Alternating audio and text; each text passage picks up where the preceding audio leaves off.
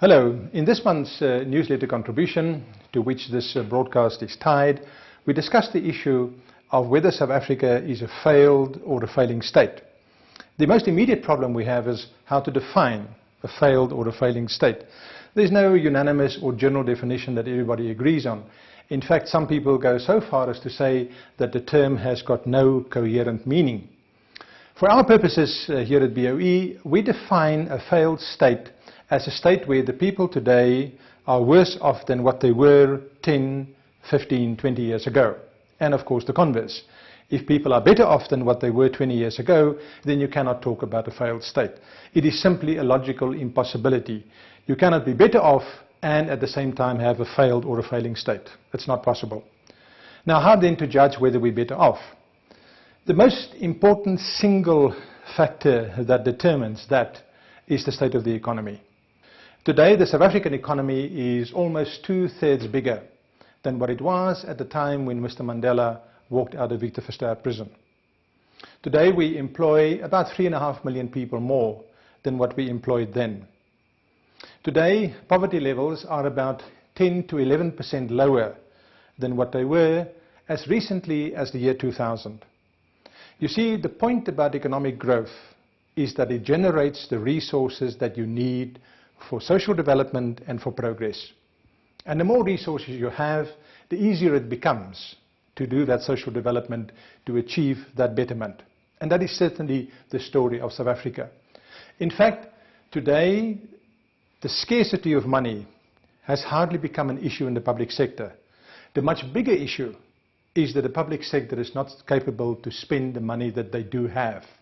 That, I think, is an indication of the success that we've had in expanding the base, generating more money.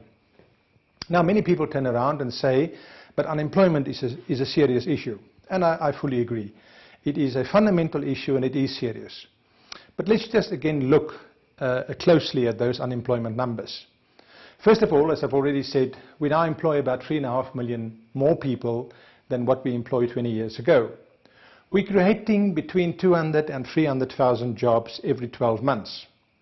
The recession of 2009 was a bad patch and we lost about 1 million jobs, but that was the case globally. It's not a South African phenomena. You can't say on that South Africa is a failed state. With between 200 and 300,000 jobs per annum, we create more taxpayers, we bring more people into the formal economy, we enable more people to buy themselves a better living standard. That is really what happens to them. You're unemployed today, next year you're employed, you earn money, you're able to improve your living standard. Yes, a lot of South Africans may not work in their lifetime. I think that's the reality of where we are.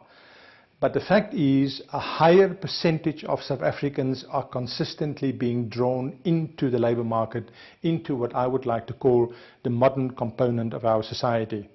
And as long as the economy grows at a modest 3% a year, and everybody expects this year our growth to be about 3.5%, as long as we grow at as little as 3% a year, we will keep on expanding that modern component. This does not look like a failed state to me. It's a state with huge social problems, yes. It's a state with huge challenges around poverty, around inequality, around unemployment, social issues and so on. But there's a huge difference between having problems and being a failure.